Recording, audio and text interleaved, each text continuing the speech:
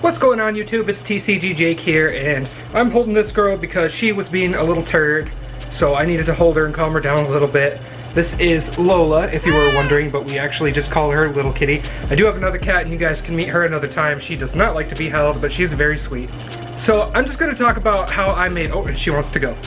I'm going to talk about how I made 10 grand by buying and selling Pokemon cards. So I started doing it because I love Pokemon cards, like I love to collect them, and it's hard for me to buy and sell them because I do like to collect them, but all of the money I made for that is in my savings account or was invested. I work a regular job, and you know, we make money there, but I use that money, invested it into Pokemon cards, which sounds like such a weird thing, but it works, and if you do it properly, you can do it.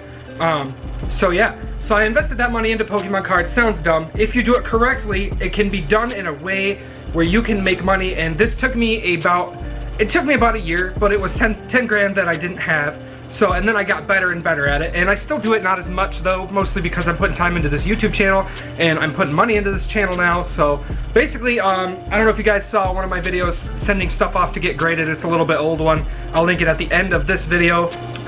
What I do, I'm gonna tell you the secret, because this isn't really a secret, but there's a couple different ways to find good deals if you're looking either to resell them or to make some money or even make a profit off of, you know, if you get some money back from the stuff you've opened and stuff. So what I usually do is I sit there on eBay, Mercari, anything you can buy stuff on, and I sort by new. Now, one of the things you have to be very careful of, and can cost you time, you can usually get your money back, but your time is something that you can't get back. You have to watch for cards that are fake, and when you're sorting by new and you have to be quick, you need to know what you're looking for. I'm not going to talk about fake cards here just because that's not the type of video for this, but I'll talk about watch out for them. Otherwise, you're gonna lose time. So, like one of the terrible things I did was I quickly bought some cards, and I knew that these cards, like I knew they were not real, but this was like the first time I started buying and selling. But I didn't look at them when I was buying it. I didn't figure it out till right after I purchased them. I was able to get my stuff back. But obviously that pisses people off, and you're like, oh. And they're like, well, if you knew they're fake, why did you purchase them? So, you know, be careful. You don't want to have to deal with people like that. So basically, I sorted by new, and two of the big hitters I had was the Charizard card that is actually sitting over on my table over there, the BGS 8 Shadowless Charizard, and the BGS 9 Plasma Storm Charizard. And I didn't sell those because, you know, I want to keep them. You never know, could keep going up in price, and they are actually. Plasma Storm is going up in price. And so the biggest thing that actually made me money is I was sorting by new on Mercari one day, and up pops this base set booster box for 1 grand. So I purchased this box, right? 1 grand, really cheap price. It had a hole in it, but it was sealed and everything. And so come to find out, I talked to the seller a little bit. He was a really nice guy, Talked to him a little bit. Come to find out, when this box gets to me, I look it over, and it's got all the signs of a shadowless box. So it was a shadowless base set booster box, and this was only a couple months ago, that I purchased for $1,000. So I get this box in the mail, and I was originally gonna open this to kick off this channel, but something about me just said, you know, sell this now and get started with it. So that's what I did. So I ended up selling the box for 7 grand because it was shadowless, and which now, if you know, I only sold this like 2 months ago, so I guess I missed out on the hike and could have made a little bit more. So I sold it for 7 grand, got that money, put it in my savings account, and then with that, I kept investing in even cards like your old Wizards of the Coast promo cards. You can find like lots of them on eBay. If you don't know what a lot is, it's a group of cards that are posted. And there was a couple of Wizards of the Coast promo cards, and it would be like $55 for like 100 of them. Well, you're like, aren't these things literally worthless? Here's the thing though, when you make $1 to $2 a card, that's still a 50% profit. So that's pretty good, and I would sell video games and stuff from Goodwill and Target, but my main source of income, at least coming through eBay and Mercari, was from Pokemon cards. And I looked for the stuff like that you wouldn't think, the easy stuff to find. So undervalued sets. There's a lot of sets from the black and white era that have cards that are just, they sit up there because for some reason people weren't looking for them as much. They probably are now. But you've got cards like the Shiny Secret Rare Execute, Shiny Empoleon, which I do have, And these are just some cards that I've sold too.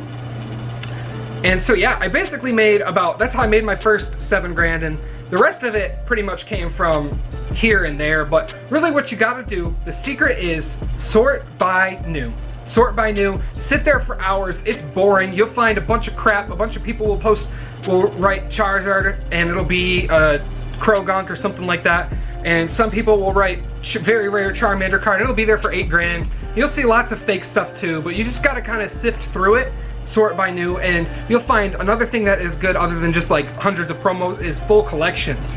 Now if you were like me and you were able to amass amount of money, because I started selling stuff just from like Goodwill. I started flipping stuff from Goodwill. I'm gonna be honest with you. Random stuff, like stupid stuff like Charlie Brown cups with Snoopy on them, and I made it up to this point where I could start investing it in the stuff I loved, which was Pokemon cards, and then putting it up there and reselling it and making more money. So sort by new is one of the number one thing you're gonna wanna do. I'm gonna tell you that right now because people aren't gonna tell you that, and I'm gonna tell you.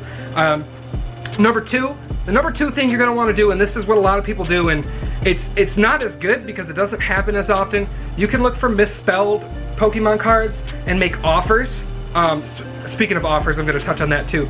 A lot of times people will post up for a starting bid on eBay and it'll say make an offer, and what I'll do is I'll make an offer on that starting bid, and sometimes that starting bid is super low, and that's their issue. But my Phantom Forces PSA 90 Alga I actually got for 30 bucks because I was sorting by new and made an offer for what the starting bid was, and he sold it right away.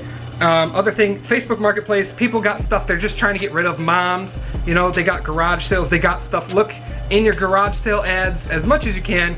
A lot of times I don't find as good as stuff at garage sales just because the X and Y era was overprinted for a lot of sets. Look for popular Pokemon. A lot of times, even though you can find something for like what it normally sells at, you can actually upprice it a little bit and people will buy it because people just are like that sometimes. And sometimes you will sell it, sometimes you won't. Sometimes you lose money, and that's just the name of the game. But sealed products is another thing, like I touched on the booster box. Sealed products is another thing I've made money on. And that is, look for things like blister packs that you think might be undervalued or underpriced. If you do an undervalued, you might have to wait a little bit till things go up in price again, which we're at that point right now, so I would wait before you start looking at undervalued stuff. As I said in another video, I've talked about Sun and Moon boxes you should look at. The other thing you can do is take advantage of eBay bucks. So a lot of times eBay will do this thing where they do eBay bucks and you can get 5% or 10% back. So this goes for collecting too. If you plan on spending $100 or you're looking for cards and you want to buy a bunch of them that you can sell, you can actually get eBay bucks, and you do get eBay bucks anyways, but the 5% and 10% are the best eBay buck returns you can get. They used to have a 15%, I believe, but I haven't seen that in a long time. And so you can use that. You spend like $100, right? You get 10 bucks back in eBay bucks. That's 10 bucks you can use on something you want or something to sell. It's not really turning a profit, it's more of them giving you a little bit of a gift, but you can turn that gift into money or you can turn it into a card, whatever you want. Most holo cards will sell for around $1, but I usually try to avoid those. So I hit, you know, unless they're super popular like Charizard or they're older, newer holo cards you're not gonna get much for. Yes, you can sell things for $1, but you're not gonna sit here. If you sit here and you look on eBay for cards that are worth $1, what you need to do when you buy that is you need to make sure it's multiples of cards, so you can either sell it in bulk, which is a lot easier for shipping, or you can sell it singly and still make some money, but I'd suggest bulk if it's like a bunch of holos from more recent eras. So you're gonna look for obviously vintage holos, Wizards of the Coast, and you're gonna get to the EX era of cards, and cards that I'm a big fan of is E series, and a lot of those cards, even if they are holo or reverse holo, can get a couple bucks out of them. There's some first edition common cards that'll get you a couple bucks, shadowless cards. See, a lot of people will post these things up for a couple bucks. They might not know what they're talking about. They might post like a Charmander that's shadowless for like $2 because they think it's a base set, but you can fetch maybe 8 or 10 bucks for that, so you can make some money off of it. It just goes to show you that there's a lot more money to be made than people think.